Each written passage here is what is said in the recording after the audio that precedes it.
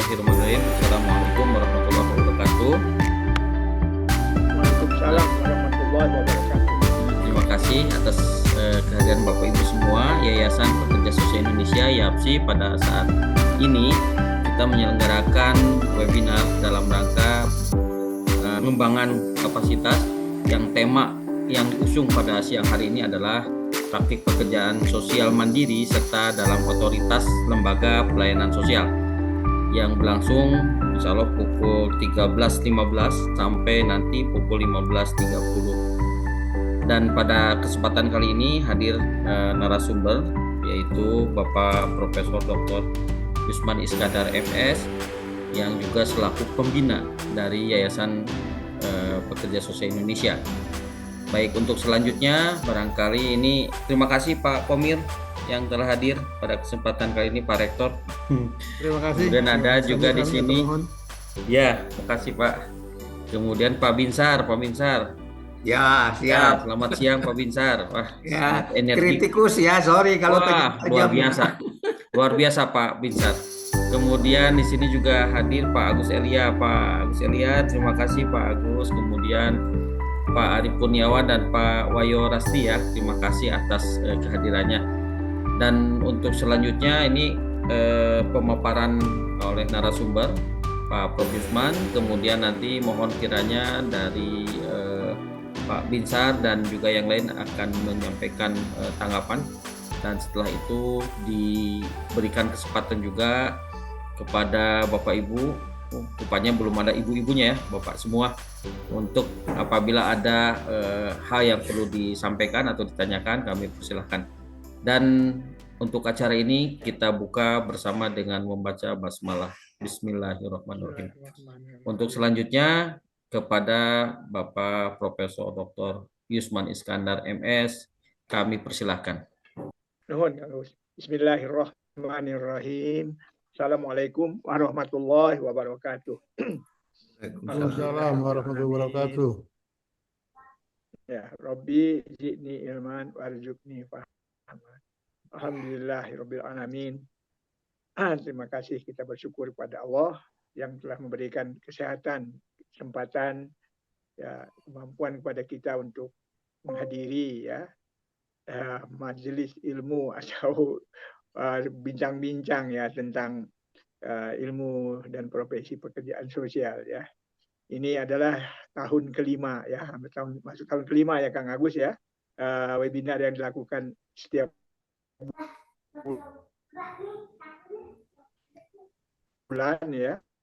Karena itu ya mudah-mudahan ya masih bisa berlangsung ya dalam hari ini sebetulnya ada beberapa teman yang tadinya akan menjadi pemantik narasumber ya, namun di antaranya mereka dari dosen-dosen dan dari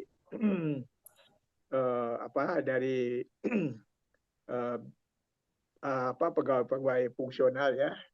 Namun nampaknya pada hari yang sudah ditentukan semuanya berhalangan ya, karena itu kita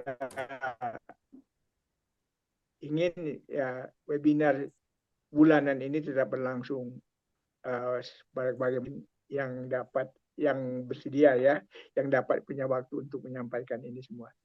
Terima kasih kepada teman-teman semua. Nah, pada hari ini tema kita tentang praktek pekerjaan sosial ya, yang dilakukan secara mandiri atau praktek pekerjaan sosial ya dalam otoritas lembaga ya pelayanan sosial. Nah, saya ingin menyebut sosial karena social worker itu dia tidak bekerja ya. Program kesejahteraan sosial yang dikelola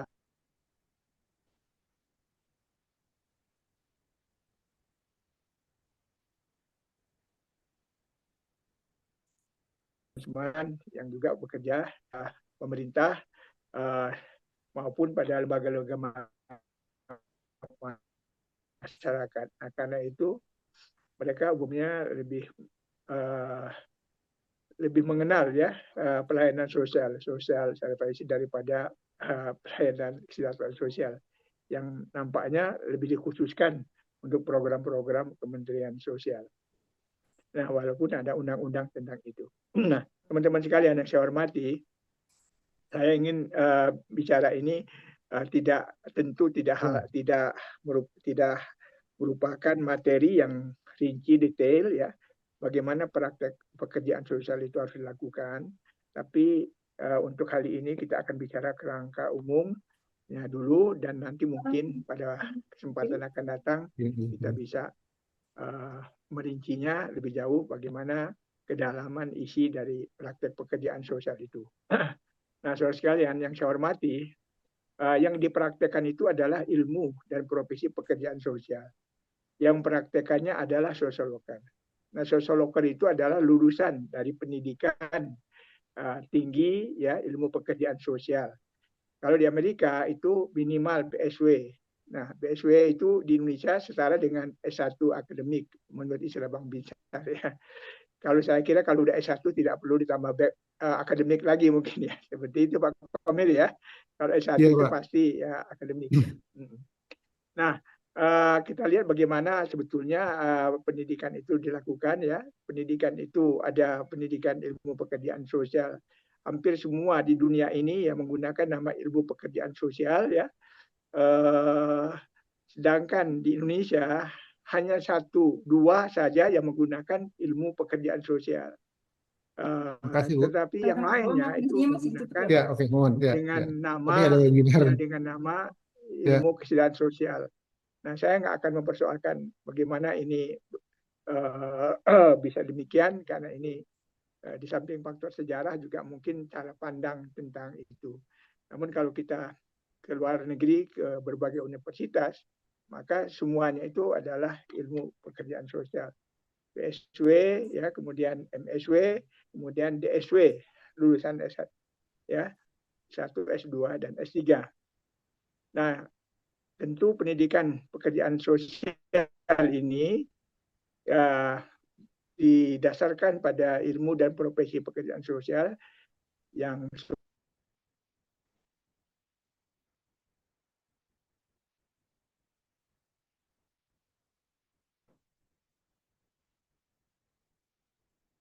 ya, maka disusun program pembelajaran ya untuk S1 4 tahun ya dan S2 dan seterusnya ya. Maka dari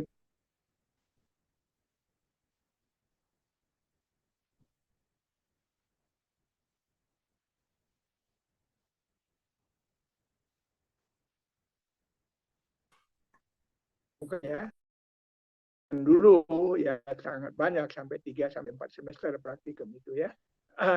Nah, dari situ kemudian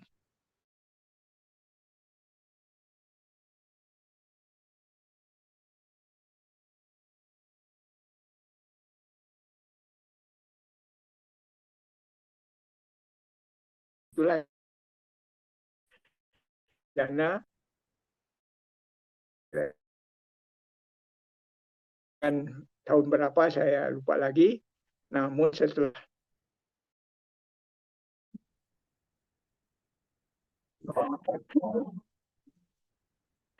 tentu para lulusan ini ya harusnya bersamaan pada saat mereka kuliah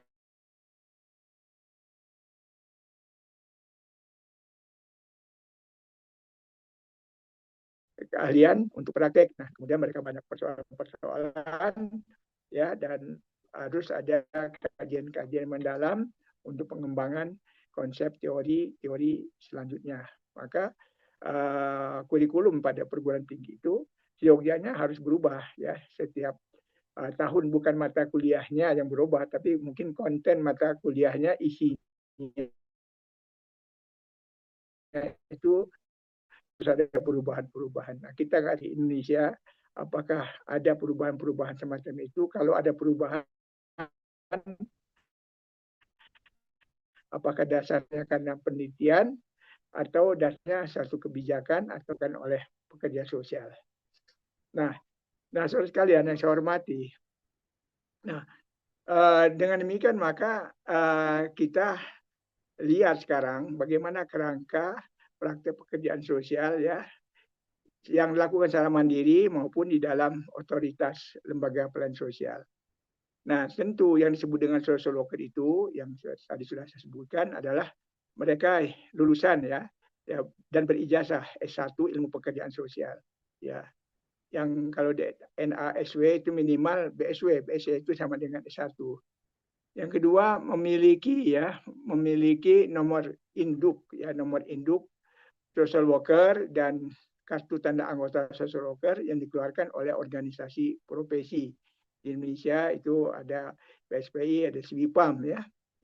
Kemudian memiliki sertifikat ya, kompetensi keahlian yang dikeluarkan dalam praktek pekerjaan sosial yang dikeluarkan oleh organisasi profesi. Nah, saya kira ini adalah dokumen-dokumen yang memang terkait dengan bangunan ilmu dan profesi itu sendiri.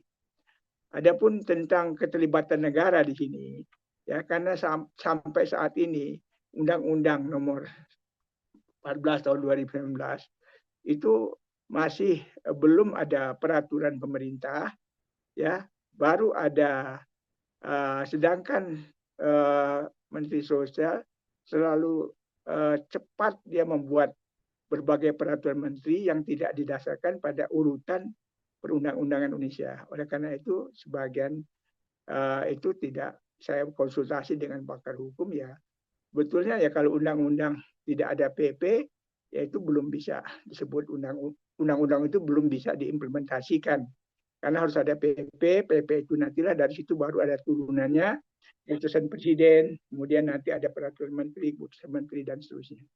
Nah itulah yang kita lihat sekarang ini. Oleh karena itu ya sebagian kita melihat bahwa undang-undang pekerja sosial ini memang ada ya undang-undang itu, tapi undang-undang tersebut belum bisa diimplementasikan karena perangkat peraturan perundang-undangan yang mengatur secara operasional itu belum dibuat seperti itu.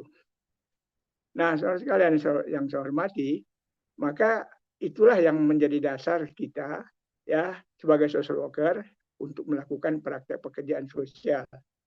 Nah kemudian dari situ ya tentu masih ada tambahan lain ya. Mungkin ada tambahan lain ya. Kita ini kan negara Indonesia itu dasar negaranya Pancasila. Pancasila itu sila ke-1 ketuhanan. Maka orang Indonesia itu dan negara-negara itu wajib bertuhan melaksanakan ajaran agama.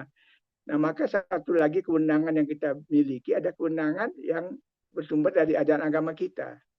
Ya, untuk berbuat amal soleh, ya menuntut ilmu, mengembangkan ilmu, ya, mengembangkan masyarakat dalam bahasa agamanya itu mencegah berbagai kemungkaran dan mengembangkan berbagai macam kegiatan amar ma'ruf dan lain semacamnya dan untuk memajukan peradaban dan kesejahteraan bagi semua orang, kira-kira semacam demikian.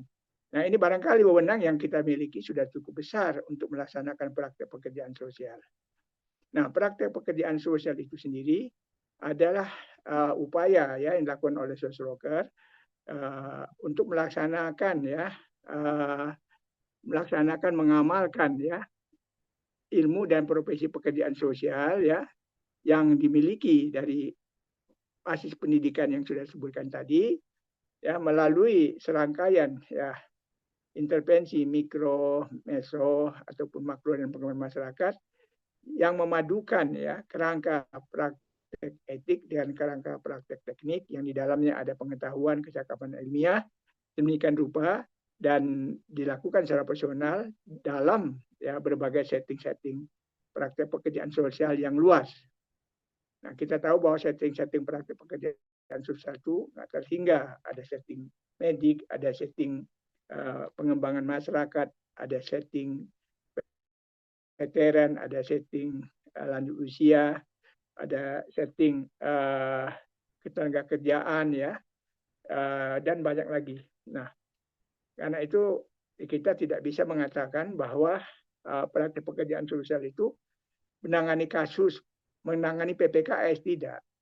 Karena praktek pekerjaan sosial itu boleh jadi sebagian kecil menangani PPKS yang mereka yang bekerja di Kemensos. Tapi mereka yang tidak bekerja di Kemensos, mungkin mereka lebih melakukan program-program pengembangan masyarakat ataupun pengembangan kelompok-kelompok sosial misalnya.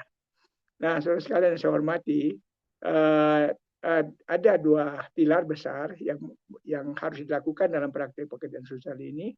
Bagaimana social worker memadukan, mengintegrasikan kerangka etik tadi, artinya perilaku dia dipandu oleh etika profesi yang rinciannya kita sudah tahu semua, yaitu adanya tanggung jawab etik terhadap diri dan profesi, ya, untuk dikembangkan. Yang kedua, tanggung jawab etik terhadap ya klien, tanggung jawab etik terhadap sesama social worker, tanggung jawab etik terhadap mitra profesi lain, tanggung jawab etik terhadap organisasi lembaga yang mempekerjakannya, dan tanggung jawab etik terhadap publik.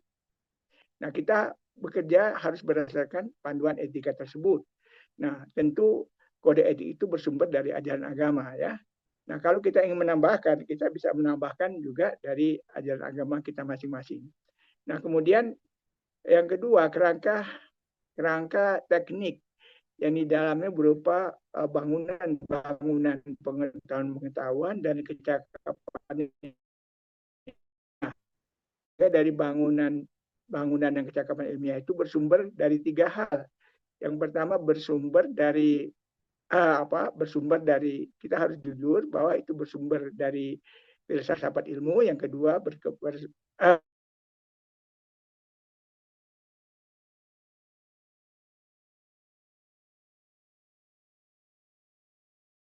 yang dilakukan oleh social worker. Maka dari itu pengetahuan dari kecakapan ilmiah yang kalau kita rinci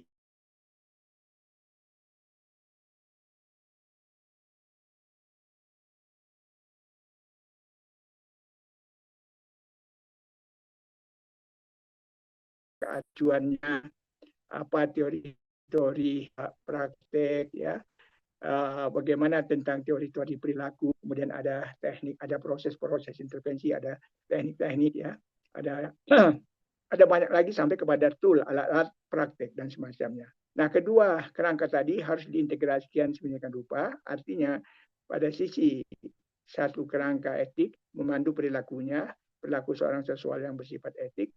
Pada sisi lain dia memiliki pengetahuan dan kecakapan yang luas, tinggi dan profesional, ya, untuk melakukan praktek tadi.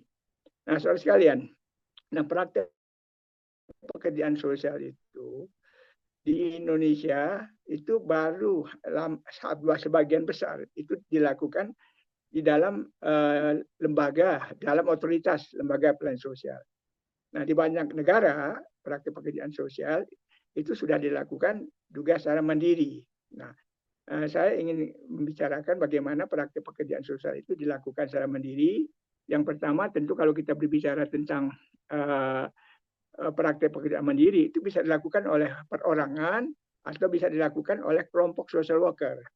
Nah, kalau perorangan artinya dengan wewenang yang tadi kita bisa melakukan berbagai macam praktek dengan intervensi, ya, mengkombinasikan intervensi tadi, ya, baik mikro, meso maupun makro.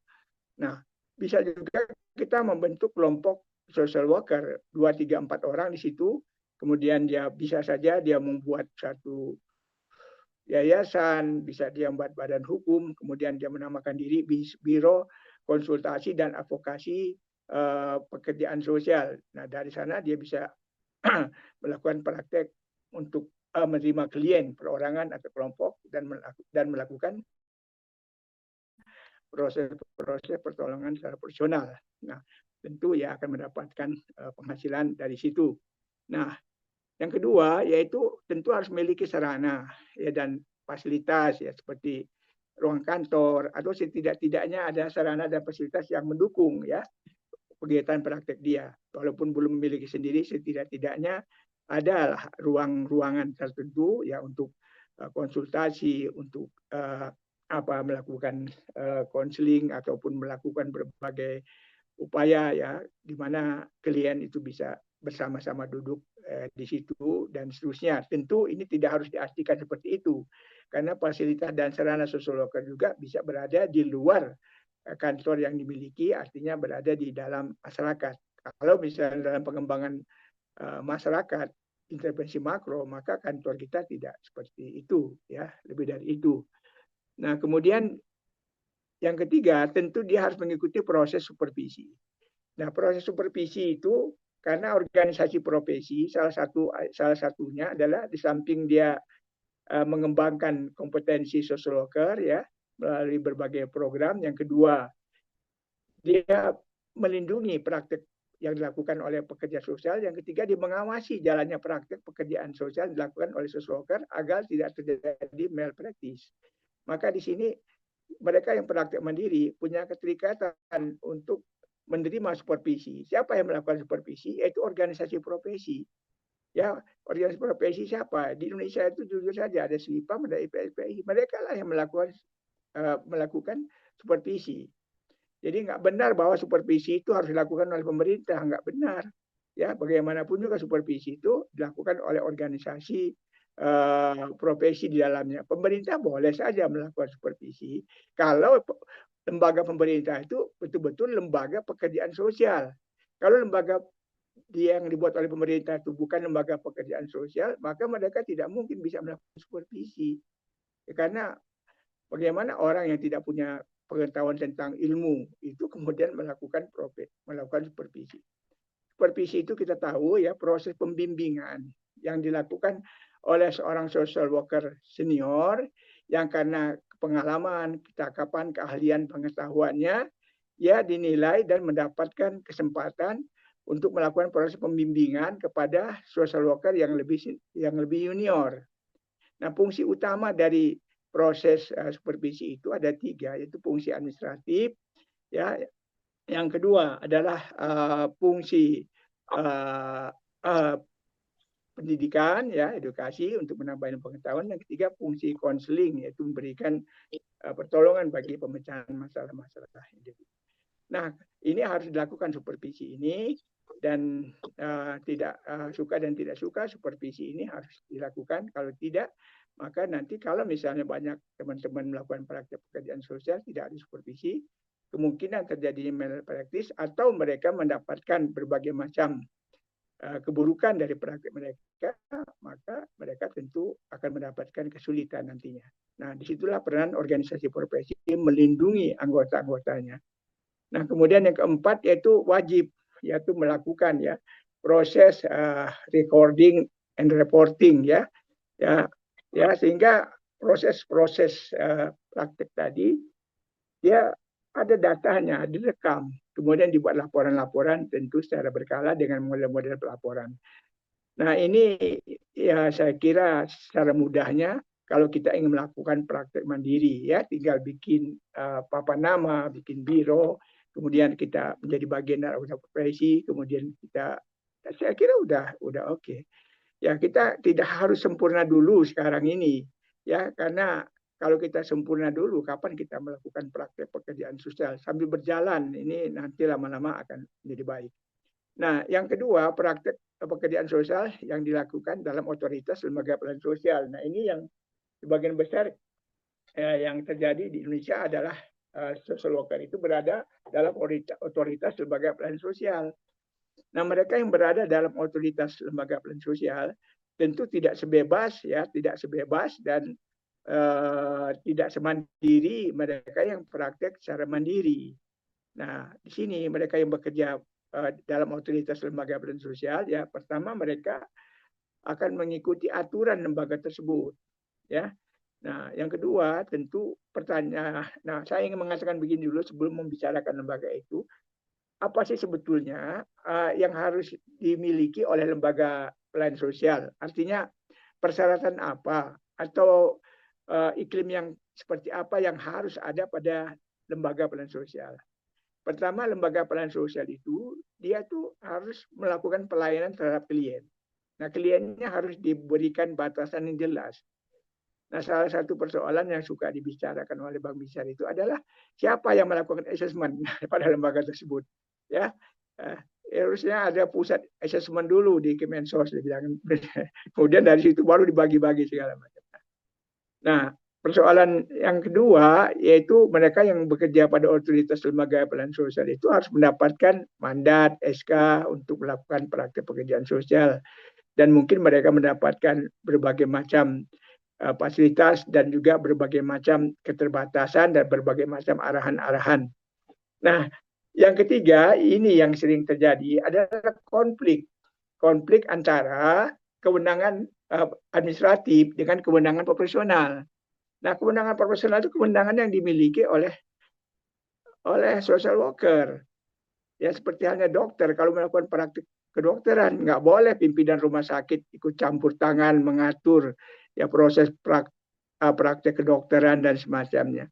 Jadi kewenangan administratif itu kewenangan yang dimiliki oleh lembaga yang mengatur tentang ketatausahaan, kepegawaian, keuangan, fasilitas sarana dan semacamnya. Tetapi hal yang bersifat personal itu dilakukan oleh social worker.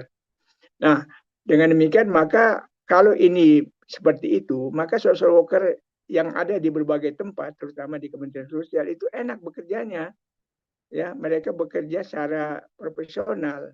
Tapi kalau misalnya saja kewenangan administratif ini ikut campur tangan, maka terjadi kekacauan, termasuk pembuatan format laporan social worker yang tidak sesuai dengan ilmu dan semacamnya. Ini juga jadi persoalan-persoalan bagi kita. Apalagi saya kira masih terdapat ya, sejumlah social worker yang dinamakan social worker yang mereka itu bukan lulusan berijazah social worker, tapi mendapatkan jabatan fungsional social worker. Banyak sekali. Nah, ini kekacauan yang terjadi di Kementerian Sosial itu. Nah, kemudian yang berikutnya yaitu yang harus ada dalam lembaga pelayanan sosial tersebut ya, yaitu iklim demokrasi. Jadi lembaga pelayanan sosial tidak bisa dibuat lembaga yang bersifat komando seperti lembaga kemiliteran, lembaga kepolisian atau lembaga birokrasi yang kaku, yang bersifat komando. Nggak bisa. Itu demokrasi itu harus berjalan. Artinya ada dialog, ada tukar pikiran, ada kerjasama, ya ada musyawarah, ada mufakat, dan itu hal-hal yang bersifat profesional itu merupakan bagian dari social worker ya. Nah, apakah di situ demokrasi itu diartikan akan tidak akan menimbulkan kekacauan? Tidak, karena demokrasi itu intisarinya adalah berbagi, ya, musyawarah. Kemudian ada dialog, bertukar pikiran. Jadi bukan unjuk kekuasaan. Nah, kalau unjuk kekuasaan itu bukan demokrasi, itu fasisme namanya. Nah, kemudian yang berikutnya lagi yaitu etika dalam lembaga pelayanan sosial itu harus berdasarkan etika profesi, artinya perilaku lembaga dan perilaku anggota organisasi harus diatur oleh kode etik. Yang kode etik itu harusnya bersumber dari kode etik pekerjaan sosial. Nah, setidak-tidaknya seperti itu. Nah, maka jika ciri-ciri lembaga semacam itu seperti itu, maka lembaga pelayanan sosial itu akan menjadi bagus, kuat, dan profesional. Nah, persoalan-persoalan lainnya yang berkaitan dengan lembaga pelayanan sosial ini adalah seperti yang saya tadi saya sebutkan dalam praktek mandiri, yaitu ada proses supervisi yang dilakukan. Nah, supervisi ini kadang-kadang seperti atasan terhadap bawahan, padahal supervisi dalam pekerjaan sosial tidak menggambarkan hubungan seperti itu, tapi hubungan antara social worker senior dengan social worker yang junior, ya. Nah, kemudian recording dan reporting juga harus sesuai dengan dengan alat-alat pekerjaan sosial, ya. Ada laporan ringkasan, laporan menyeluruh dan semacamnya. Format laporan, pola-polanya harus bersumber pada ilmu dan profesi pekerjaan sosial. Nah, tentu hal-hal lain tentu masih banyak. Namun yang paling besar sekali adalah konflik antara kewenangan administratif dan kewenangan profesional, di mana kewenangan administratif terlalu berkuasa sangat kuat sehingga kewenangan profesional itu kemudian menjadi rancu atau terjadi erosi ya di dalam praktek pekerjaan sosial yang apa ya, yang ini adalah kerangkanya. Nah, tentu kita lihat ya bagaimana sebetulnya lembaga-lembaga pelayanan sosial itu strukturnya harus seperti apa. Kalau menurut saya strukturnya hanya dua bagian. Pertama itu struktur sekretariat yang meliputi tata usahaan, keuangan, dan mengatur kepegawaian sarana dan sebagainya. Dan yang kedua adalah struktur pelayanan pekerjaan sosial. Pelayanan pekerjaan sosial bisa itu struktur pertama adalah biro assessment dan seterusnya, ya bisa saja seperti itu, sehingga nanti biro assessment kemudian biro penanganan kasus dan seterusnya. Jadi tidak lagi dibuat biro-biro yang terpecah belah dan tidak berkaitan dengan proses pekerjaan sosial. Nah, saudara sekalian yang saya hormati, tentu ilmu dan profesi pekerjaan sosial itu dilakukan melalui serangkaian proses intervensi pekerjaan sosial. Nah, kalau kita lihat proses dan intervensi pekerjaan sosial itu ada rangkaian yang sudah saya sampaikan di dalam makalah, dalam PowerPoint ini, dan kita sudah tahu semua itu ada tahap-tahap. Ya, tahap pertama ya tentu tahap intake, engagement, kontrak. Ya, apa yang kita lakukan di situ ya? Ya, tahap awal sebelum bertemu dengan klien ya, sampai dengan nanti kemudian membangun hubungan ya, sesuai yang kuat, hubungan sosial yang kuat dengan klien dekat ya, memperoleh pengakuan dan kesepakatan sampai kemudian membuat satu kesepakatan dan ada proses induksi peranan. Nah, itu adalah tahap awal. Kemudian nanti tahap keduanya ada proses assessment. Proses assessment itu harus melalui penelitian pekerjaan sosial. Ya, penelitian pekerjaan sosial, dalam penelitian pekerjaan sosial itu harus dibuat instrumennya, alat ukurnya. Kalau tidak dibuat alat ukurnya, maka nanti kita mengukur apa? Nah, kalau alat ukur itu sudah dibuat, maka kita bisa menangkap data-data yang harus kita ungkapkan. Jadi assessment itu adalah proses pengungkapan dan pemahaman akan hakikat masalah dan kebutuhan pelayanan yang akan diberikan kepada klien. Nah, tentu setidak-tidaknya seperti dalam ini kita sudah mengetahui apa sih bentuk dan jenis masalahnya, faktor-faktor sebab akibatnya, kemudian ruang lingkupnya, ya, kemudian belum lagi kita bicara bagaimana struktur ya psikososial dari klien ya, kemudian riwayat hidup dalam keluarga, pekerjaan dan semacamnya ya, kemudian sampai kita melakukan riwayat kasus dan seterusnya. Saya kira harus lengkap sehingga di ujung akhirnya kita bisa menentukan akar atau pokok masalah. Dan ini nggak bisa dilakukan oleh bukan selain social worker. Nah, itulah kemarin debat kita dengan teman-teman mengenai PSM. Ya, PSM itu tidak wewenang, tidak bisa dijadikan diberikan kemampuan melakukan assessment, nggak bisa. Jadi puskesmas itu ya memang harus dikelola oleh social worker, karena itu benang dia. Ini sama dengan kedokteran, dokter nggak akan ngasih proses assessment ini kepada perawat, enggak, itu benang dia. Baik, yang berikutnya adalah tahap membuat perencanaan intervensi, perencanaan pemecahan masalah yang saya kira teman-teman bisa baca di situ, karena waktu ini saya akan sempat bagi teman-teman lain. Ya, setidak-tidaknya itu ada motif dan akar masalah, kemudian apa tujuan intervensi, kemudian sasaran-sasaran perubahannya apa, sistem dasar prakteknya seperti apa, kemudian untuk program seperti apa, ya, kemudian pokok program intervensi seperti apa, kemudian proses manajemen seperti apa, teknik-teknik intervensi dan seterusnya. Nah, dari rencana inilah kemudian maka dilakukan pelaksanaan intervensi ya, dengan 4-5 hal, yaitu pertama menghilangkan faktor penyebab masalah, ya, memperbaiki motif yang rusak, memberikan kemampuan-kemampuan, kemudian menciptakan kesempatan-kesempatan, kemudian memelihara perubahan-perubahan dan seterusnya, ya. Kemudian yang diakhiri dengan tahap terminasi dan seterusnya. Ini adalah tahap. Tentu kalau kita melakukan praktek kelompok dan praktek makro, tentu ini akan lebih luas dari itu. Nah, di dalam profil SWIPAM itu kita sudah buat bagaimana proses intervensi dalam praktek makro. Nah, dalam kesempatan ini tidak sempat saya sajikan. Nah, teman-teman sekalian yang saya hormati, satu persoalan lagi yang sering menjadi persoalan dalam praktek pekerjaan sosial itu adalah tentang komunikasi antara social worker dengan klien, ya, dengan klien dan lembaga-lembaga yang punya otoritas itu. Artinya komunikasi itu seringkali berjalan sangat buruk, sehingga komunikasi yang buruk tentu tidak akan menghasilkan hasil praktek pekerjaan sosial yang optimal, yang diharapkan. Nah, ini barangkali kalau kita bicara komunikasi, seenggaknya ada 4 unsur dasar dalam komunikasi itu, ya Kang Komir. Yang pertama ada unsur ya.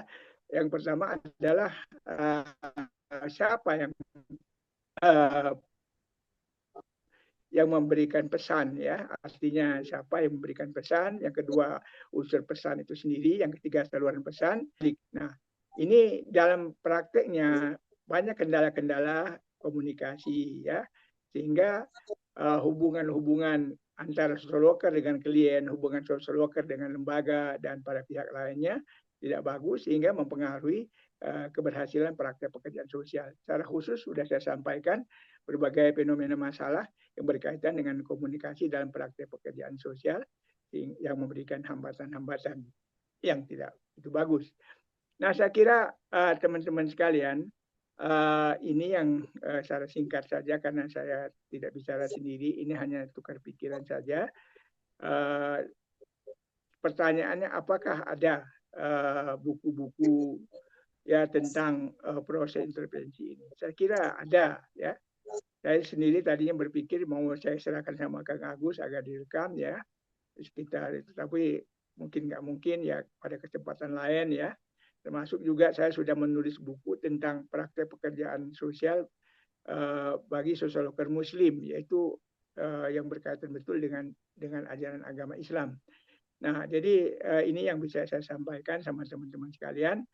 Tujuan kita sebetulnya, tujuan diskusi ini bukan untuk mengajari teman-teman, tapi bagaimana kita mendorong agar teman-teman kita social worker itu mau melaksanakan praktek pekerjaan sosial.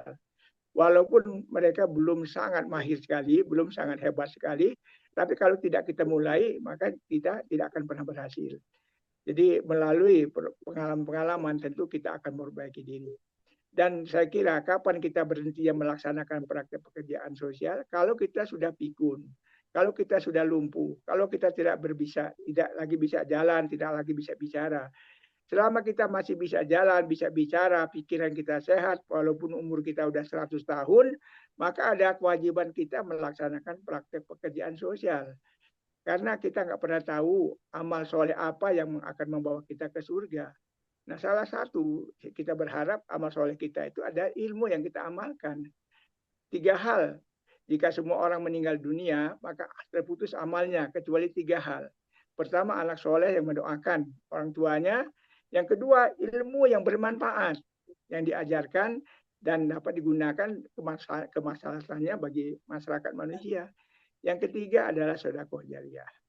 Nah, inilah yang barangkali yang saya katakan tujuan kita pada siang hari ini, bagaimana mengajak teman-teman untuk melakukan praktek pekerjaan sosial baik secara sendiri ataupun bersama dengan teman-teman. Mohon maaf atas segala keterbatasan saya yang makan waktu hampir 35 menit. Dengan demikian saya akhiri. Ya, terima kasih Kang Agus. Ya, wabillahi taufiq wal hidayah. Wassalamualaikum warahmatullahi wabarakatuh.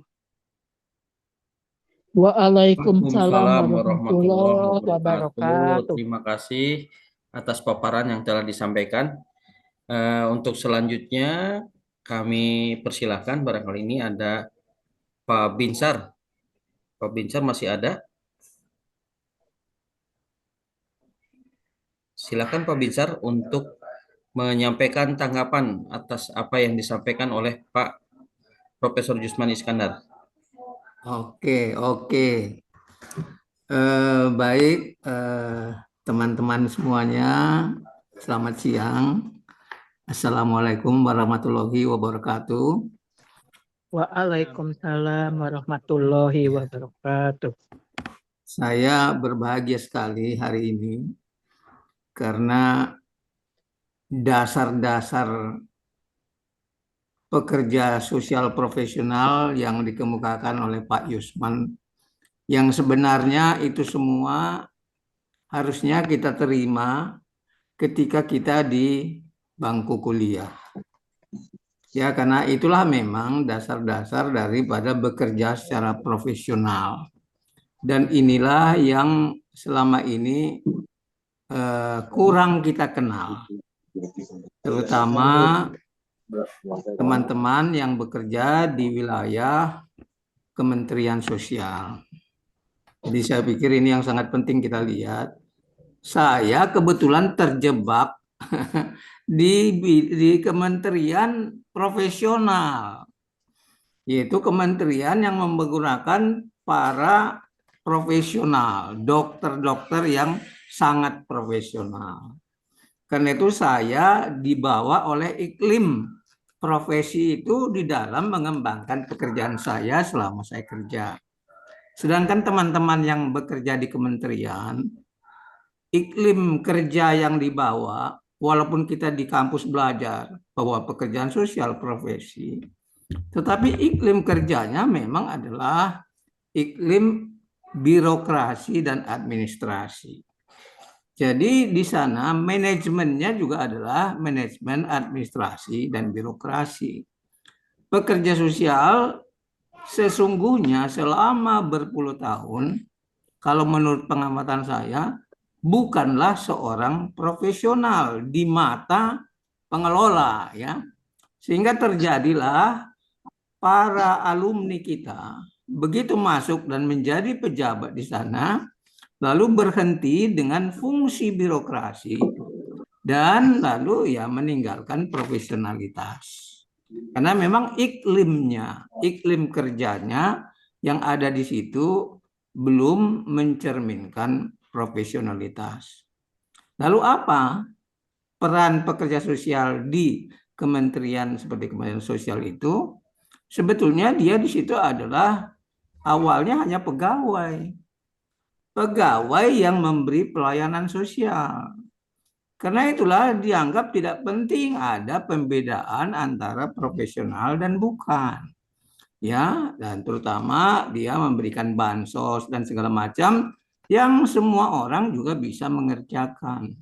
Sehingga di sana acuan adalah pada kebijakan-kebijakan yang dikeluarkan oleh para pemimpin birokrasi.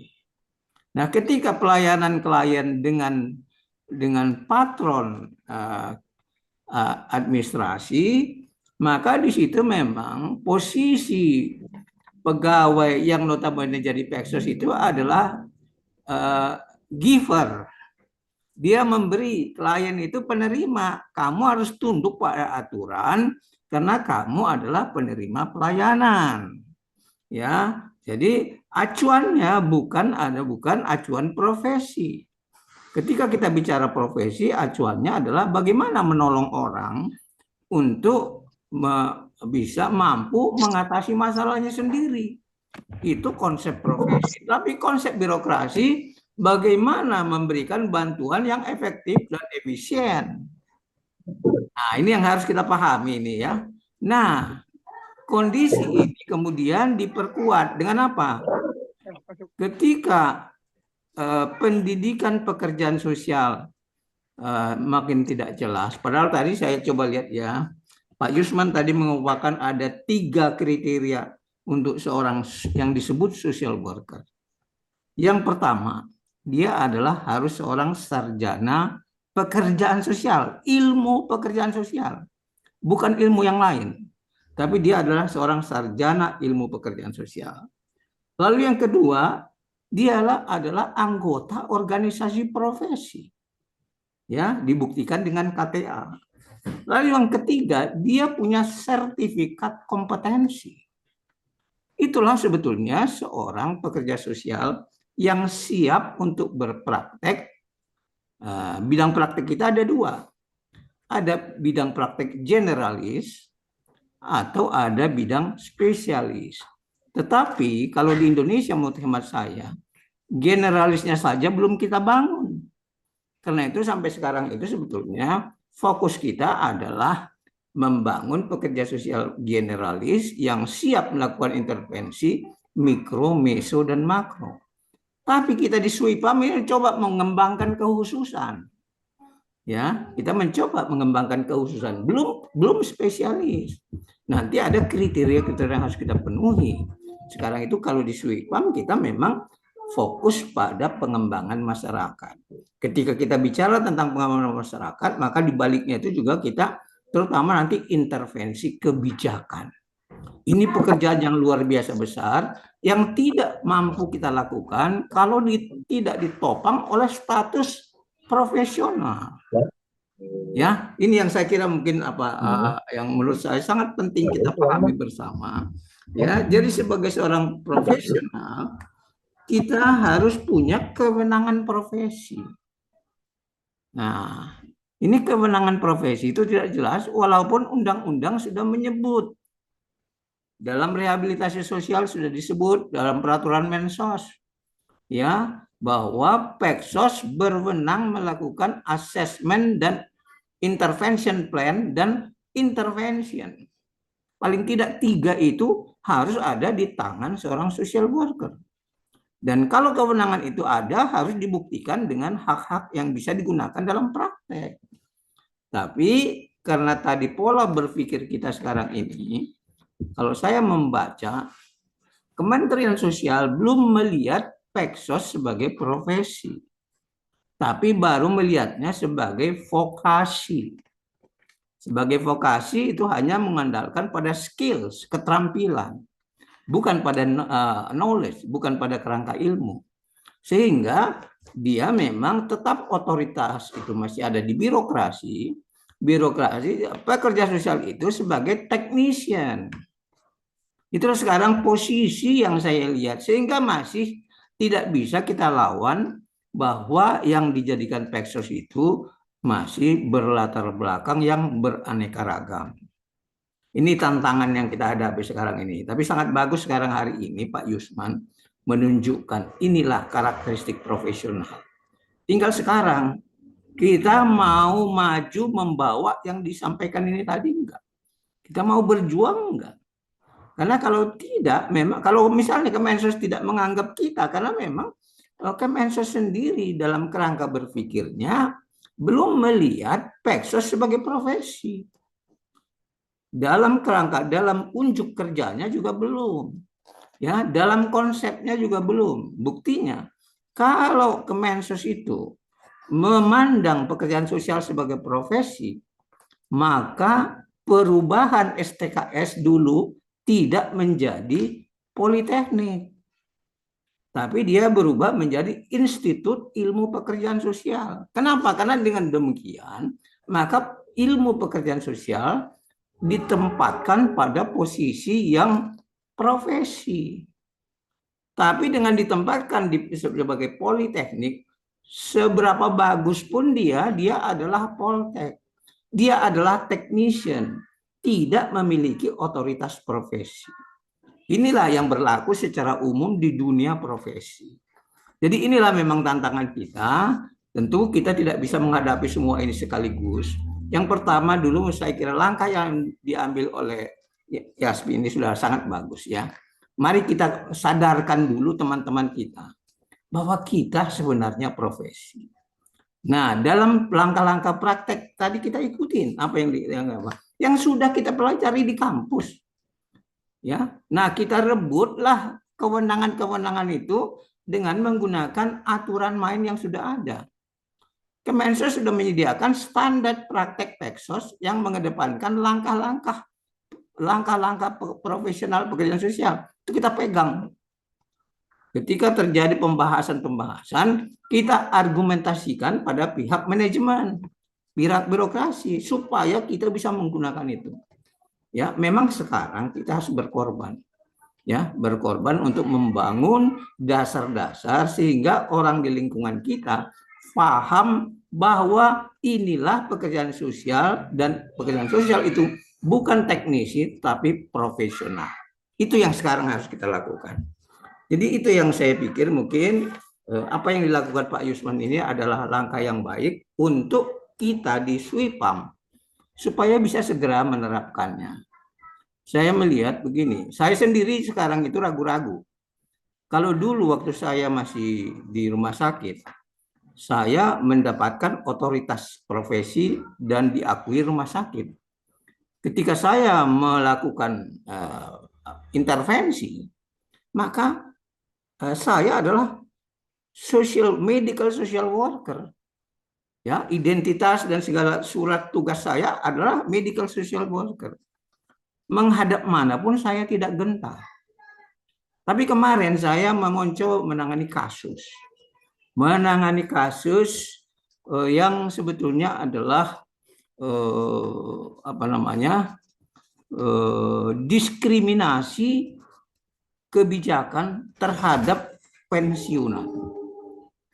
Saya coba jalan, tapi saya atas nama apa saya mau jalan? Akhirnya saya menggunakan atas nama pribadi awalnya.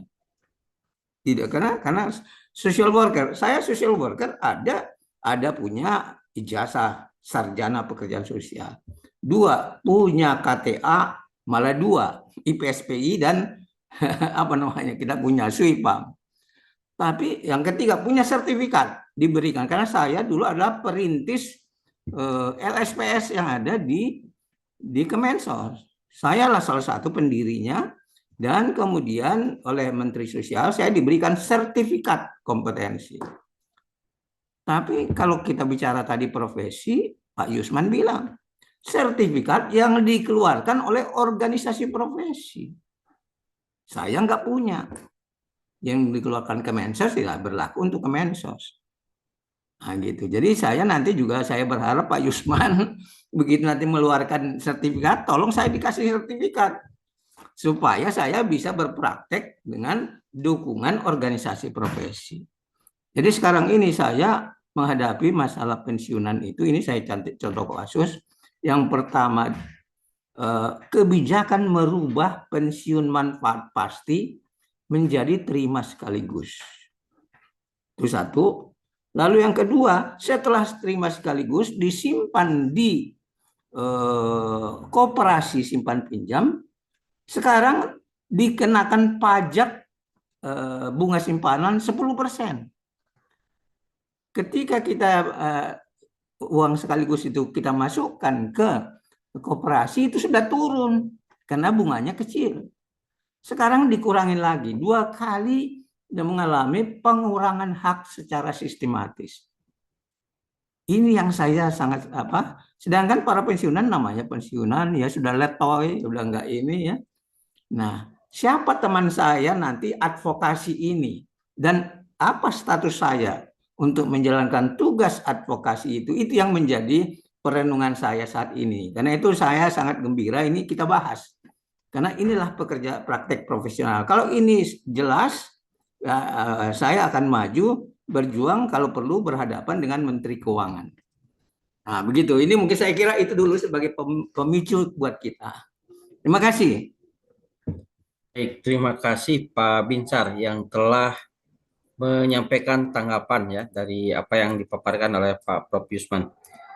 Baik, di sini juga hadir Pak Komir tadi ada ya, Pak Rektor barangkali bisa menyampaikan beberapa hal terkait dengan apa yang disampaikan oleh Pak Prof. Yusman. Silakan Pak. Ya, baik, terima kasih. Saya berbangga hati ya bisa ikut hadir, tapi saya mohon maaf sudah lama banget meninggalkan ilmu pekerjaan sosial di aplikasi kehidupan saya. Dari aspek pekerjaan sehari jauh dari konteks pekerjaan sosial, dari keilmuan juga jauh Kang dari keilmuan pekerjaan sosial. Jadi saya akan hadir terus sebagai penyimak saja lah. Tapi saya bangga dengan Dr. Profesor Yusman yang aktivitas tinggi sangat banget dalam rangka pengembangan pekerjaan sosial. Bang Binsar juga selalu hadir ya. Jadi saya bangga, teladan bagi kita. Ya, Pak Komir. Muda itu menjadi contoh buat kita. Ya, keseriusan, keoptimisan Pak Profesor Yusman dan Bang Binsar ini dalam praktek pekerjaan sosial luar biasa gitu ya. Jadi dengan semangat yang gigih dari Profesor Yusman dan Bang Binsar, kita berharap suatu saat profesi pekerjaan sosial betul-betul diakui secara menyeluruh gitu ya. diakui oleh semua departemen, dan pengakuan dari masyarakat yang besar. Saya yakin potensi kita besar, orang-orangnya juga punya dedikasi, termasuk teman-teman yang muda, Yapsi dan sebagainya. Saya bahagia diundang ya, Kang diundang ya. Saya bahagia dan saya selalu hadir, walaupun saya sebatas menyimak aja dan mensupport, dan rasa terima kasih saya buat para senior yang sudah luar biasa, dan juga terima kasih saya buat para junior-junior yang punya dedikasi yang tinggi pada pekerjaan sosial. Kalau bukan oleh kita, oleh siapa lagi? Ya, jadi saya prinsip itu, kalau bukan oleh kita, oleh siapa lagi? Tapi saya mohon maaf tidak bicara keilmuan karena sudah lama menyimpang dari pekerjaan sosial. Praktek juga saya menyimpang dari pekerjaan sosial, tapi saya menyimak saja dan mendengarkan, mudah-mudahan eh, otak saya kembali kepada konteks pekerjaan sosial. Baik, terima kasih Kang. Hatur nuhun. Wassalamualaikum warahmatullahi wabarakatuh. Waalaikumsalam warahmatullahi wabarakatuh. Baik, terima kasih atas tanggapan yang telah diberikan. Pak Prof. Yusman sepertinya keluar, tetapi barangkali ada hal yang perlu disampaikan pada kesempatan kali ini.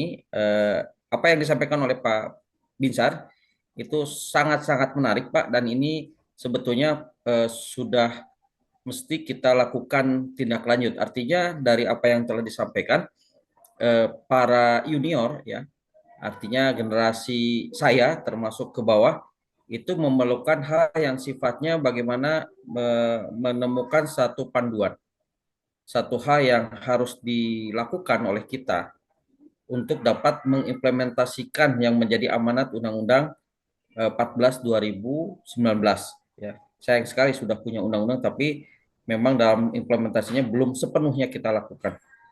Nah, itu barangkali nanti ke depan ini momen sebetulnya bukan dari penyelenggaraan bukan dari SWIPAM, tapi dari YAPSI, Yayasan Pekerja Sosial Indonesia. Nah, seperti itu. Terima kasih sudah hadir kembali Pak Prof. Yusman. Tadi sudah ada penanggap dari Pak Binsar dan juga ditambahkan dari Pak Komir. Pak Komir juga selalu menyimak, dan juga untuk hal yang kaitan dengan substansi praktik pekerjaan sosial sementara ini belum bisa tersampaikan, namun beberapa hal yang menjadi dukungan dari Pak Komir itu menjadikan penyemangat bagi kita untuk terus, terutama untuk yang angkatan muda ya, yang junior harus tetap bersemangat untuk melaksanakan praktik pekerjaan sosial. Silakan barangkali dari Pak Prof. Yusman barangkali untuk menambahkan. Saya mungkin tambah sedikit, Pak. Oh, boleh. Silakan. Sebelum ke Pak Yusman. Silakan Pak Binsar. Kita kan di grup itu membahas kemarin tentang Puskesos. Puskesos ini kebetulan saya ikuti mulai dari cikal bakalnya. Jadi dulu dikembangkan awal itu di Aceh oleh seorang dokter, dan kemudian dokter ini kemudian diangkat menjadi direktur di Kemensos. Jadi sebetulnya Puskesos itu adalah salah satu metode yang sangat strategik dalam ilmu pengembangan pendekatan komunitas. Ya, itu adalah media social worker banget gitu. Disitulah kita bisa berkiprah dengan wilayah kerja yang jelas, dapat menggunakan semua teknik, metode, dan teknik pengembangan masyarakat dengan sangat efektif. Jadi kalau Peksos diberi kewenangan untuk memimpin Puskesos, maka itu suatu prestasi yang akan luar biasa. Karena di situ juga hasil kinerjanya terukur. Ya, bagaimana permasalahan sosial yang ada di wilayah kerjanya. Dia mulai dari pendataan, lalu kemudian melakukan asesmen, melakukan rencana intervensi, melakukan intervensi, evaluasi, terminasi, sampai tindak lanjut bisa dijalankan, dibuktikan secara profesional. Itu kalau kita menjadi orang yang diberi kewenangan memimpin dan mengelola Puskesos. Ini adalah peluang emas. Tapi sampai saat ini, dan saya lihat semangatnya Kang Acep luar biasa. Saya sangat mendukung, tapi ini bisa nggak kita minimal beberapa Puskesos di situ kita mencoba, kita rame-rame mensupervisi lah Nah, kalau ada yang dekat-dekat Jakarta, saya rela untuk membantu. Itulah yang apanya. Begitu saya lihat itu adalah media yang paling pas menampilkan profesional social worker berkiprah secara nyata dan nanti bisa kita tunjukkan kepada menteri sosial, kepada presiden atau kepada siapapun. Gitulah. Ini yang saya pikir karena ingat saya dulu Mbak Kunchorowati kawan saya sekelas tahun 70-an. Itu dia buat di kampus ada semacam apa untuk anak-anak itulah, ada dia buat community center. Dia buat community center tapi sebetulnya sangat efektif.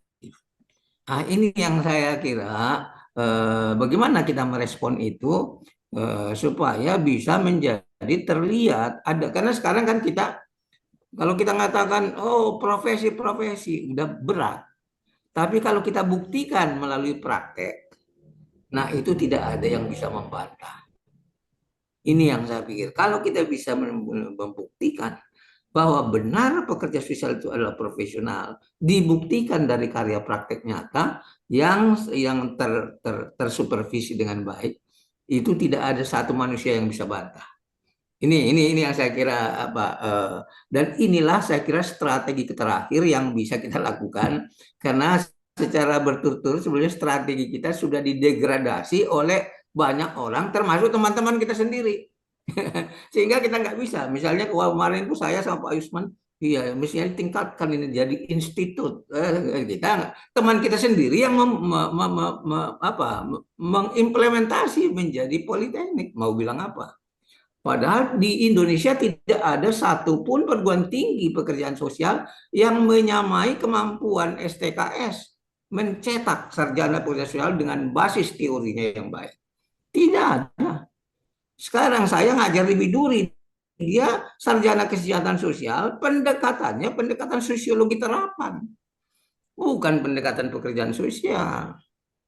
Nah, ini jadi ini yang saya sangat saya pada mahasiswa saya karena saya ngajar metode intervensi intervensi sosial, saya tekankan itu, tapi ya terbatas. Nah, gitu ya. Ini saja mungkin sekedar apa masukan. Terima kasih. Baik, terima kasih Pak Binsar. Ya, apa namanya dengan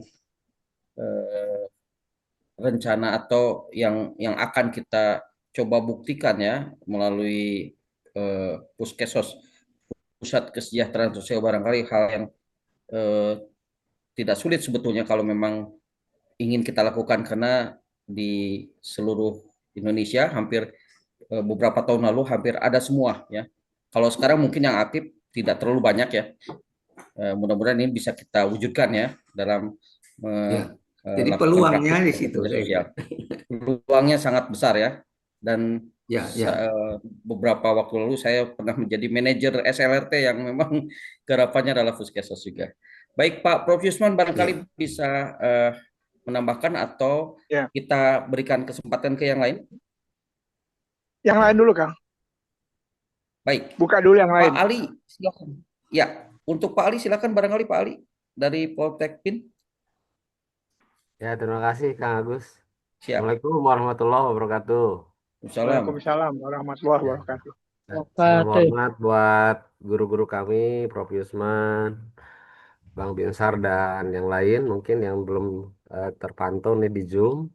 Dan juga salam hormat buat kawan sejawat seluruh peserta ya, Social Worker Indonesia. Kang Agus, kalau saya melihat ya tentang eksistensi social worker Indonesia itu adalah bicara tentang keberanian mengaktualisasi diri ya. Jadi ini bicara tentang bagaimana dia self confident, percaya diri, menyatakan dirinya sebagai seorang social worker yang merupakan praktek profesional. Nah, sehingga seseorang itu baru bisa dikatakan dia punya self confident yang baik kalau dia memahami tentang standar praktek profesionalnya. Nah, standar praktek profesional itu sesuai dengan standar praktek pekerjaan sosial yang di-share di Kang Agus itu bunyi sebetulnya. Di pasal 12 itu dijelaskan bahwa seorang pekerja sosial yang kompeten atau memiliki kompetensi yang memadai sebagai seorang profesional, dia memiliki pengetahuan yang cukup atau pengetahuan di bidang ilmunya, ilmu prakteknya. Ya, dalam konteks ini adalah ilmu praktek pekerjaan sosial. Lalu juga dia punya skill atau dengan kata lain dia punya keterampilan untuk menjalankan praktek tersebut dengan sejumlah metode teknik yang dia kuasai, termasuk juga dia punya value atau etik, dia punya code of conduct, dia punya kode perilaku dan dia punya kode eh, pelaksanaan tugasnya. Sehingga dari tiga komponen tersebut sebetulnya sudah cukup Bang Binsar tadi ya yang mempertanyakan tentang eksistensi kita sebagai seorang social worker profesional untuk menyatakan diri kita siap sebagai seorang atau sebagai suatu profesi profesional. Nah, sehingga dari tiga kemampuan atau tiga komponen tersebut, sudah saatnya kita mampu mengaktualisasi atau mendeliver sejumlah kompetensi tersebut ke dalam praktek nyata yang betul-betul bisa dirasakan oleh masyarakat termasuk user atau pengguna layanannya. Nah, sehingga poin-poin terkait dengan prosedur, metode, teknik, ya, pelaksanaan tugas, fungsi kita sebagai seorang social worker penting untuk kita kuasai sebagai dasar praktek profesional, sehingga akuntabilitas kinerja kita betul-betul bisa kita pertanggungjawabkan, baik secara profesi maupun sebagai suatu bentuk kualitas layanan. Jadi bicara tentang mutu layanan itu kita bisa pertanggungjawabkan.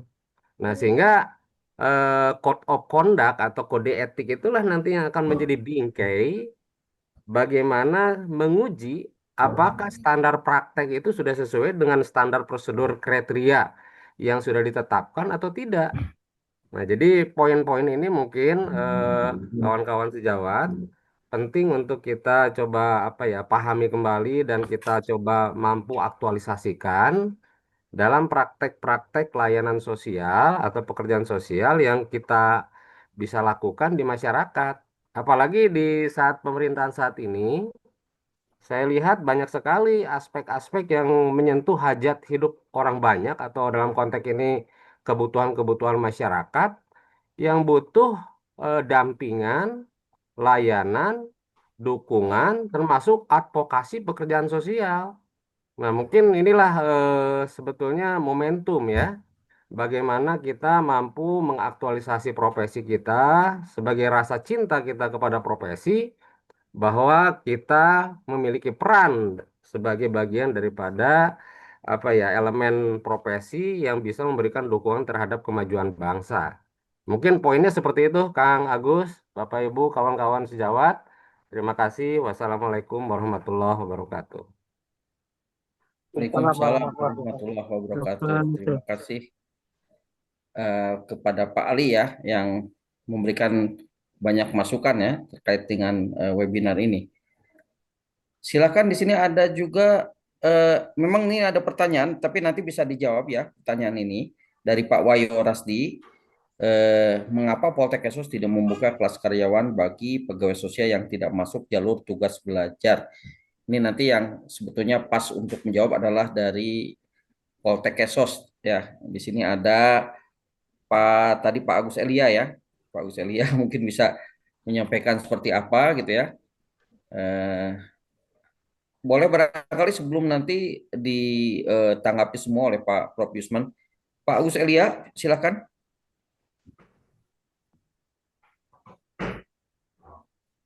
Oh, belum barangkali yang lain. Di sini ada Ibu Dokter Sunarti ya, Bu Narti. Silahkan barangkali bisa menyampaikan. Pak Agus Elia, mangga, silakan. Kalau bisa gabung untuk merespon pertanyaan dari Pak Wayo Rasdi.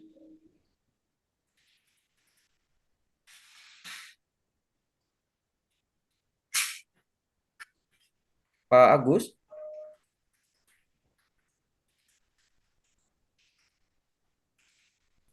Ya, Mungkin ada ini ya, ada gangguan jaringan. jaringan ya. Silakan dari Bu Narti barangkali bisa menyampaikan terkait dengan tema pada kesempatan hari ini ya, praktik pekerjaan sosial mandiri serta dalam otoritas lembaga pelayanan sosial. Silakan Ibu.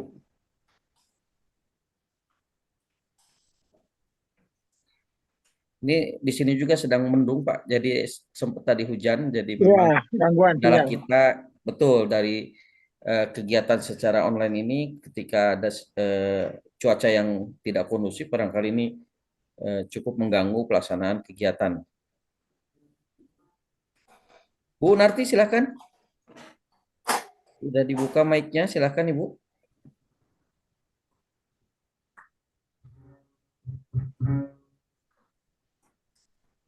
Assalamualaikum. Waalaikumsalam Waalaikumsalam. warahmatullahi wabarakatuh. Silakan Ibu. Iya, baik. Terima kasih Pak Agus, yang terhormat Prof. Yusman dan Bapak Ibu semuanya yang hadir. Ada Pak Binsar, ya. Eh, Kebetulan saya juga baru masuk dalam Zoom ini karena ada kegiatan tadi.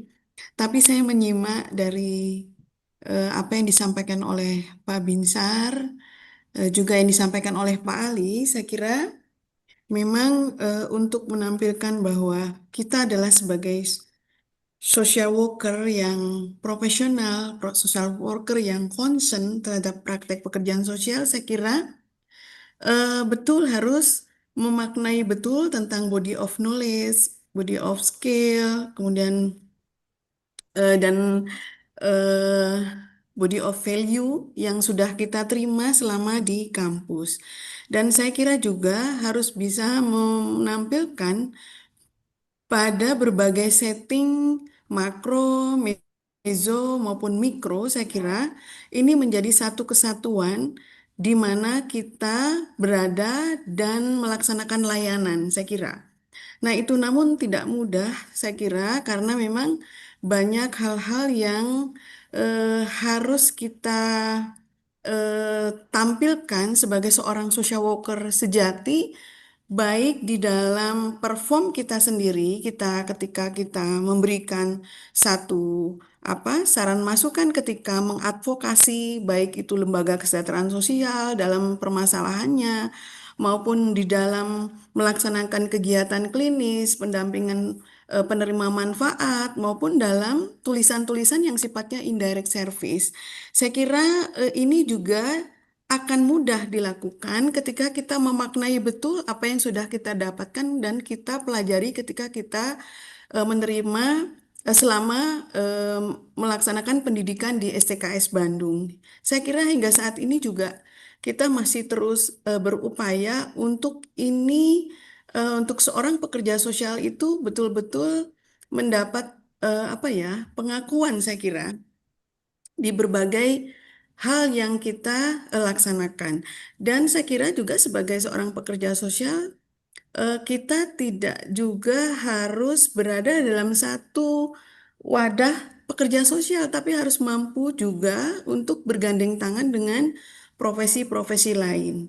Sebagai suatu testimoni ketika menyusun undang-undang korban tindak kekerasan, ketika itu betapa kita mendapat hambatan ketika dari Kemenkes menilai apa itu social worker. Tetapi ketika kita mampu menjelaskan tentang tugas social worker, bahwa social worker itu ada yang profesional, semi profesional, dan juga non profesional, sehingga bisa masuk di dalam klausul undang-undang yang itu saya katakan dalam yang kita pelajari ketika itu dalam setting indirect service. Jadi mudah tidaknya kita menampilkan sebagai seorang social worker itu sangat tergantung dari rasa kecintaan kita, integritas kita, komitmen kita bahwa kita ada sebagai seorang social worker. Walaupun pada saat tertentu kita juga mendapat hal-hal yang mungkin juga sepertinya katakan terpinggirkan bahwa pekerja sosial itu apa sih dan seterusnya. Itu yang bisa saya sampaikan dalam situasi atau dalam rapat atau Zoom meeting pada hari ini. Mudah-mudahan terus semangat dan melakukan dari langkah kecil saya kira. Sampai hari ini pun apa yang kita dapatkan selama kuliah di STKS itu menjadi bekal dalam setting apapun ketika kita bekerja. Nah, itu sih menurut saya Pak Agus, mudah-mudahan dapat mewarnai dari pertemuan hari ini. Terima kasih, mohon maaf. Wassalamualaikum warahmatullahi wabarakatuh. Waalaikumsalam warahmatullahi wabarakatuh. Terima Waalaikumsalam kasih Bu warahmatullahi Dokter. Terima kasih. Ya, baik. Masih ada yang perlu disampaikan barangkali? Kang Agus, Silakan, Kang, silakan, Pak Ali, silakan. ini ada satu pengalaman menarik, Kang, untuk Ya, memotret tentang profesi social worker di Indonesia ya, Kang. Jadi waktu kami menyusun dan mengupayakan berdirinya suatu organisasi profesi, Kang, yang mungkin tepat nih dengan konteks webinar kali ini, itu eh, pemerintah ya dalam hal ini Kementerian Hukum itu tidak menganggap social worker itu sebagai suatu profesi sebetulnya, tapi sebagai suatu perkumpulan orang yang punya jiwa sosial atau charity yang siap untuk memberikan layanan atau bantuan sosial Relawan sosial. atau relawan sosial. Sehingga ini kan menarik sebetulnya. Di saat sudah ada undang-undang pekerjaan sosial, sudah ada standar praktek pekerjaan sosial, namun faktanya pemerintah dalam hal ini juga belum semua paham bahwa pekerjaan sosial ini adalah suatu profesi profesional. Nah, sehingga mungkin sudah saatnya nih kita harus unjuk diri tentang keberadaan profesi ini sehingga kita bisa betul-betul direkognisi ya, diakui keberadaannya sebagai suatu profesi. Nah, mungkin apa ya? Dari 2019 sampai sekarang ini mungkin kita luput atau lupa bahwa keberadaan Undang-Undang Pekerjaan Sosial ini harusnya menjadi dasar pondasi yang kuat untuk kita memiliki kiprah yang betul-betul nyata di masyarakat, terutama dalam konteks keberadaan sebagai suatu profesi profesional. Mungkin itu Kang Agus. Terima kasih Kang. baik. Sebentar. Ya, nambah sedikit mungkin. Ya, Pak Binsar silakan. Nah, jadi saya sama Kang Ali ini sebahasa karena kami berada di lingkungan profesional. Jadi bisa merasakan bagaimana terpinggirkannya profesi Peksos di antara profesi-profesi yang lain, di mana kami harus berjuang mati-matian untuk menunjukkan bahwa kami juga profesi. Gitu. Sementara teman-teman yang ada di kementerian itu tidak pernah merasakan hal yang semacam itu, sehingga tidak ada urgensi. Tidak ada, ini yang saya pikir memang problem. Tidak ada urgensi bagi kementerian untuk mengedepankan pendekatan profesional. Kalau dengan cara kerelawanan bisa, ngapain repot-repot mengurusin profesi? Ini yang saya kira mungkin sampai saat ini, ya kalau orang berpikir pragmatis, ya kan saya tidak tahu apakah sekarang Kemensos itu punya target fungsional atau tidak. Tapi kalau dia hanya target administratif, saya tidak yakin bahwa kementerian itu akan mempunyai komitmen untuk mengembangkan pekerjaan sosial. Tapi kalau misalnya Menpan atau Presiden menetapkan target fungsionalnya, pencapaian pengentasan kemiskinan seberapa, ada targetnya, keterlantaran seperti apa, lansia seperti apa, itu ditetapkan, maka kemungkinan terpaksa dia akan bergerak untuk dipacu. Ya, nah disitulah akan muncul kebutuhan. Nangani ini nggak bisa hanya dengan relawan, gitu. Ini logika berpikir saya. Karena itu sebetulnya ke legislatif kita memang perlu bicara. Apa sebenarnya target kita dari bidang kesejahteraan sosial setelah sekian lama, apalagi sebentar lagi undang-undang Peksos sudah daluarsa. karena masa berlakunya cuma 5 tahun. Maka sebenarnya kita harus ada akses ke legislatif, minimal bincang-bincang lah. Sebetulnya apa? Jangan-jangan mereka juga seperti kata Pak Ali tadi, nggak ngerti Peksos itu apa. Ya, karena dulu waktu buat undang-undang itu, Pak siapa yang dari Bandung itu menganalogikan dengan guru. Ya, Peksos itu analogi guru sekarang itu dari segala jurusan tambah sedikit pengetahuan mengajar, selesai, udah profesional guru. Beda zaman IKIP dulu. Zaman IKIP dulu basis ilmu pendidikannya ditanam. Tapi sekarang tidak, sarjana apa saja boleh jadi guru, tinggal dapat sertifikat guru. Nah, ini yang saya pikir kalau kita ada punya akses terhadap Menpan ataupun Komisi 8, nah berbincang-bincang tentang bagaimana ekspektasi ke depan daripada kementerian ini supaya bermanfaat maksimal bagi negara dan masyarakat. Ya, itu aja tambahan. Terima kasih. Baik, Kang Agus, Ya, baik Pak. masih ada yang mau ngomong? Ya, sementara belum ada lagi yang akan menyampaikan informasi. Ya, baik. Ya, saya mohon waktu ya untuk menanggapi. Pertama, bahwa kita tidak usah bicarakan lagi tentang tentang jati diri, tentang legalitas, tentang wewenang, ilmu dan profesi pekerjaan sosial. Karena itu sudah sah ya, legal. Ya, negara sudah mengakui dalam undang-undang pendidikan, dalam berbagai bentuk penetapan program studi, kurikulum, pendidikan dan semacamnya, demikian juga dalam peraturan perundang-undangan. Dan juga ada pendirian sekolah-sekolah pekerjaan sosial. Jadi itu barangkali nggak usah kita bicarakan lagi karena itu kita sudah legal ya. Nah yang kedua, saya ingin mengatakan begini, bahwa kalau kita bicara ilmu dan profesi pekerjaan sosial, itu tidak ada kaitan dengan Kementerian Sosial atau kementerian apapun. Ya, yang kita bicarakan ilmu dan profesi, bukan organisasi birokrasi. Nah, social worker itu harus menjadi mitra negara. Negara itu kan salah satu tujuannya memajukan kesejahteraan umum, mencerdaskan kehidupan bangsa, ikut serta dalam perdamaian dunia. Dan dalam berbagai kebijakan dalam Undang-Undang Dasar 45 itu juga sangat-sangat banyak sekali hal yang berkaitan dengan itu. Nah, karena itu saya pikir ya, bagaimana kita harus memahami bahwa ilmu dan profesi pekerjaan sosial itu dia tidak punya induk kemana-mana. Dia berada pada semua lini. Ya, di desa dia menjadi seorang pekerja sosial dalam pengembangan masyarakat desa. Dia menjadi seorang pekerja sosial dalam pelayanan medik. Menjadi seorang pekerja sosial koreksional. Yang menjadi seorang pekerja sosial dalam ketenagakerjaan. Jadi sosial dalam industri dan ketenagakerjaan dan seterusnya.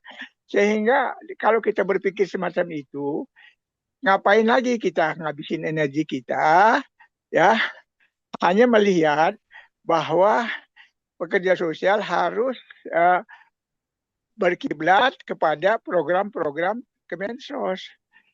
Udah jelas salah kita itu, salah melihat. Ya, jadi kenapa kita tidak dilirik orang? Karena kita menghabiskan waktu kita, tenaga kita, energi kita hanya untuk satu kementerian. Padahal setting praktek kita itu sangat luas sekali.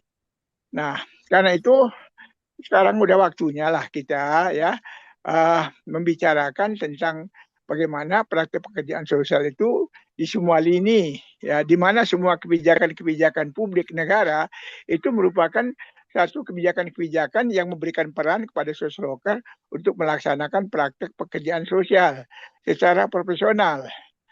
Nah, apa yang menjadi dasarnya? Saya kira tadi itu ijazah nomor 1, ya, S1, ilmu pekerjaan sosial. Yang kedua, yaitu menjadi anggota ya, organisasi profesi, mendapatkan nomor induk yang mendapatkan registrasi. Yang ketiga memperoleh sertifikat, ya, sertifikat kompetensi keahlian praktik pekerjaan sosial. Dan PAM sudah membuat, silahkan aja kalau teman-teman mau itu, sehingga nanti teman-teman bisa bekerja di mana saja. Sedangkan legalitas dari negara itu hanya tambahan saja. Jadi mau diambil boleh, mau tidak apa-apa. Itu semua profesi begitu. Kementerian Kesehatan itu ya tidak mengatur urusan dokter perawat saja, tapi mereka juga tahu bahwa praktek kesehatan itu terlalu banyak orang terlibat di dalamnya. Ada dukun, ada para haji, ada macam-macam yang tidak semuanya bersumber pada ilmu dan profesi itu. Nah, karena itu saya kira Kementerian Sosial, kalau kita terlibat terus dengan itu semua, maka mereka kan sudah pasang kuda-kuda ya, bahwa mereka akan mengembangkan relawan sosial, akan mengembangkan tenaga-tenaga yang tidak harus dari pekerja sosial. Mereka sudah mengembangkan penyuluh sosial, sudah mengembangkan segala macam. Mengapa kita habisin waktu kita ke DPR, ke Mensos? Saya pikir nggak mau. Lebih baik kita bagi-bagi aja lah. Kalau ada 2.000, 3.000 sosialworker, kita bagi-bagilah. Ada yang mau ke sini, ada yang mau ke situ, kita kembangkan masing-masing lini itu. Nah, kalau itu kita kembangkan lini itu masing-masing, itu hebat. Akan menjadi baik nantinya. Nah, kemudian yang kedua, kita jangan berpikir ya. Kemarin saya negur salah seorang orang, dia menulis tentang pekerja sosial itu menangani kemiskinan. Enggak, saya katakan pekerja sosial itu, saya katakan intervensinya ya tidak hanya menangani masalah, dia juga mengembangkan masyarakat, mengembangkan potensi, ya, membuat peradaban manusia dan semacamnya. Nah, karena itu banyak hal yang kita masuki, kita bisa terlibat dalam pembuatan kebijakan, dalam pengembangan kebijakan, kita bisa terlibat dalam perencanaan dan semacamnya. Contoh saja, misalnya praktik pekerjaan sosial kelompok, ya, kita kan banyak berperan di situ. Ada OSIS, ada organisasi pemuda dan semacamnya, yang sangat banyak sekali organisasi komunitas. Mengapa enggak kita lakukan intervensi kelompok untuk memperkuat kelompok-kelompok sosial tadi, fungsi-fungsinya. Nah, di situ kan ada teori-teori kelompok, ada praktik pekerjaan sosial yang kelompok, dan itu ada di semua lini kelompok-kelompok sosial itu. Buat apa kita mengembangkan kelompok relawan lagi? Sudah tidak waktunya lagi. Karena itu semua, misalnya sekarang contoh, kita kembangkan ya, misalnya kader-kader kesehatan masyarakat yang dikelola oleh Kementerian Kesehatan. Kita kembangkan kader-kader balita oleh BKKBN. Kita kembangkan kader sebagai kelompok-kelompok sosial tadi. Nah, kalau itu kita lakukan, maka kita akan jadi mitra semua.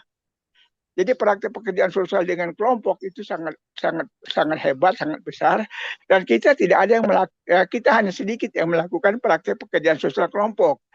Dan teman-teman kita ya ada yang melakukan itu, tapi tidak intensif, tidak larinya kepada hal-hal yang bersifat klinis. Yang ketiga yaitu pengembangan masyarakat. Ya, pengembangan masyarakat itu intisarinya pertama tentu berkaitan dengan pengembangan institusi-institusi masyarakat, ya, baik institusi sosial ekonomi, sosial budaya atau pemerintahan, ya, yang berkaitan dengan manajemen, yang berkaitan dengan administrasi, dengan kepemimpinan, dengan program kerja, dengan SDM dan macam-macam lagi. Yang kedua, kita menghilangkan isolasi sosial ya dan ekonomi yang menyebabkan terjadi kemiskinan dan banyak segala macam persoalan. Yang ketiga, barangkali kita bisa mengembangkan hal-hal yang berkaitan dengan upaya untuk memelihara integrasi sosial, ya, memelihara kesatuan sosial, memajukan kebudayaan masyarakat dan semacamnya. Jadi ranah kita itu terbuka luas. Kalau kita memasuki ya pintu Kemensos, tenggelam kita di dalamnya. Kita berkelahi dengan relawan, kita berkelahi dengan penyuluh, kita segala macam, karena Kementerian Sosial tidak melihat kita sebagai satu-satunya ya profesi di kementerian itu. Ya, mereka melihat sumber tenaga lain yang banyak yang berguna bagi mereka. Buat apa kita menghabiskan energi? Lebih baik kita membuka diri kita, lebih banyak menggunakan pendekatan kelompok, ya, intervensi kelompok, praktik pekerjaan sosial kelompok, dan praktik pekerjaan sosial dalam pengembangan masyarakat dan pengembangan kebijakan-kebijakan. Kita bisa masuk ke semua arena. Kalau itu kita lakukan. Nah, karena itu ini akan memperbuat juga bagi teman-teman lulusan itu membuka lapangan kerja bagi mereka. Nah, bagaimana bisa kita lakukan? Tadi saya sudah sebutkan. Kita bisa melakukan praktek kerja mandiri perorangan atau melalui kelompok social worker. 3-4 orang, apakah dia bikin yayasan, bikin biro. Jangan disebut dengan biro bantuan. Sebut itu biro advokasi dalam pengembangan desa, sebut biro apa. Dan situ kita melakukan praktek pekerjaan sosial kelompok ataupun makro dan pengembangan masyarakat. Nah, kalau ini kita lakukan, saya kira lama-lama ya orang itu akan melihat social worker itu ada di mana-mana. Nggak perlu kita membuat diminta pengakuan segala macam. Nah, kalau itu sudah terbuka, lapangan kerja juga akan mungkin terbuka. Yang berikutnya mengenai pendidikan profesi pekerjaan sosial. Pendidikan S1 pekerjaan sosial yang di Indonesia sudah nggak ada. Yang ada adalah pendidikan ilmu kesejahteraan sosial. Yang menurut Bang Misar itu nggak sama dengan ilmu pekerjaan sosial. Ya, dengan berbagai macam argumentasi. Nah, yang ada itu hanya Poltekkes yang masih menggunakan ilmu pekerjaan sosial. Hanya itu saja. Nah, karena itu kita juga harus khawatir. Ya, tentu teman-teman yang lulusan Kesos nggak butuh dengan undang-undang pekerja sosial karena mereka menamakan diri mereka sarjana kesejahteraan sosial dan magister kesejahteraan sosial, tidak menyebut diri mereka social worker. Nah, jadi dengan kata lain sebetulnya yang betul-betul memperjuangkan undang-undang pekerja sosial dan terlibat dengan praktek pekerjaan sosial adalah mereka yang lulusan dari ilmu pekerjaan sosial. Seperti kita. Itu yang harus kita pahami. Betul. Oleh karena itu ya ikatan pendidikan Kesos segala macam ya mereka nggak akan peduli terhadap keberadaan atau praktek pekerjaan sosial. Mereka hanya mengembangkan kurikulum, pendidikan dan seterusnya.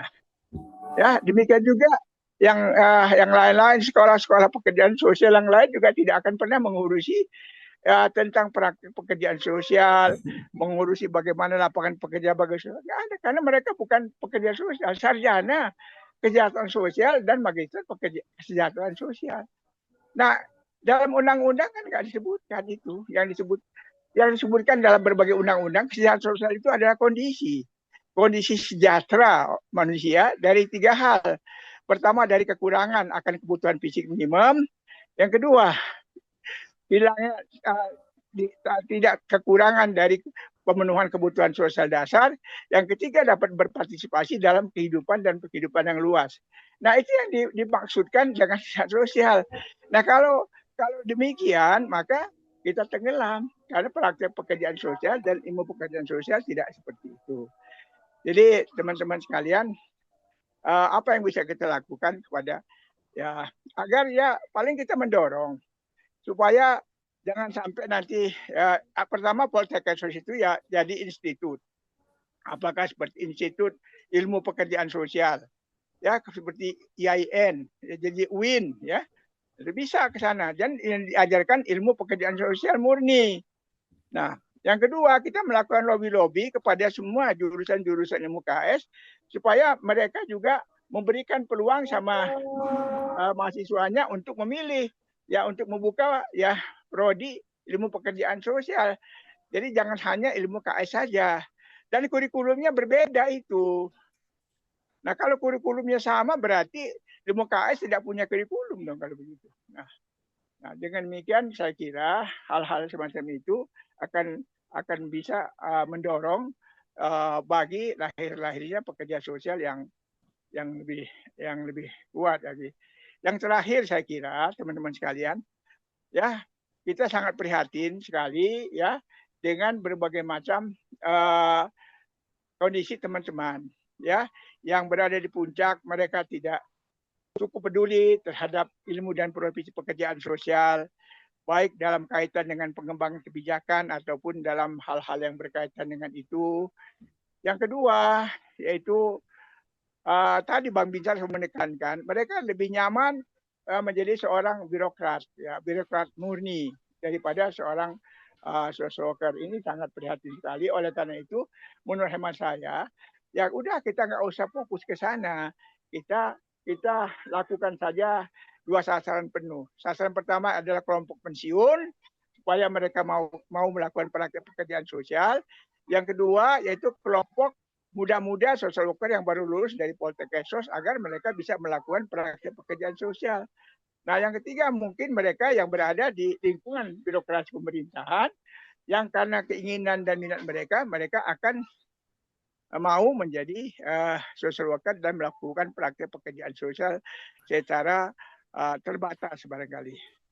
Saya kira itu saja barangkali yang kita harus lakukan, yaitu kita mengajak teman-teman kita, social worker, ya baik pensiunan, yang muda maupun yang ada birokrasi, untuk melaksanakan praktek pekerjaan sosial ya di semua lini, tidak lagi berada di satu pintu Kementerian Sosial.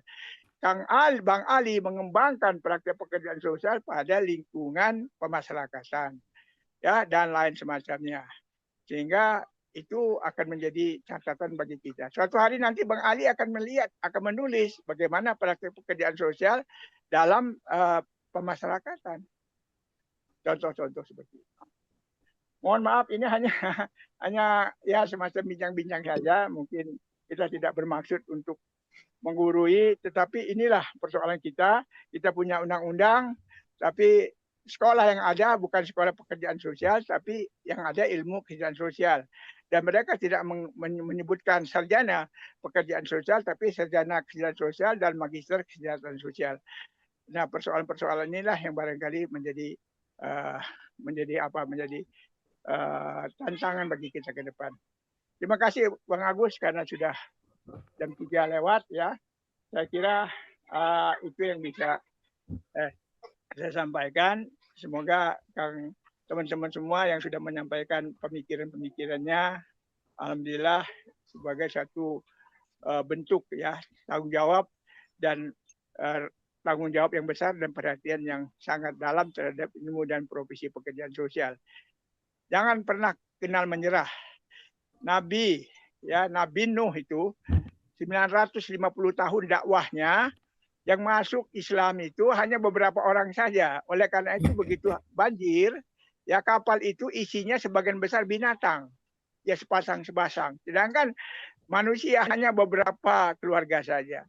Jadi artinya kita tidak boleh kenal menyerah, walaupun sudah sekian tahun kita belum berjalan, belum lari, tapi insya Allah suatu saat akan ada perubahan-perubahan kalau kita masuk pada semua lini ya pembangunan lini negara.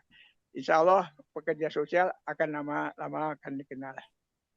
Mohon maaf, terima kasih Bang Agus, Bang Binsar semuanya. Wabillahi taufiq wal hidayah. Wassalamualaikum warahmatullahi wabarakatuh. Waalaikumsalam Warahmatullahi wabarakatuh. Bapak Ibu semua, praktik pekerjaan sosial mandiri serta dalam otoritas lembaga pelayanan sosial Kamis 30 Oktober 2025 pukul 13.30 sampai 15.30 sudah kita lalui bersama. Banyak hal yang bisa kita petik pelajarannya dan mudah-mudahan ke depan akan lebih baik lagi. Untuk ini kami akhiri acara webinar ini. Kita berjumpa bulan depan. Insya Allah nanti rekaman ini akan kami tayangkan di YouTube Yayasan Pekerja Sosial Indonesia. Dan tunggu untuk topik berikutnya yang lebih menarik lagi. Mohon maaf atas kekurangannya. Bila taufiq hidayah. Assalamualaikum warahmatullahi wabarakatuh. Waalaikumsalam. Waalaikumsalam warahmatullahi wabarakatuh. Nuhun Kang. Nuhun, Odaya. Nuhun pamit, Pak Agus.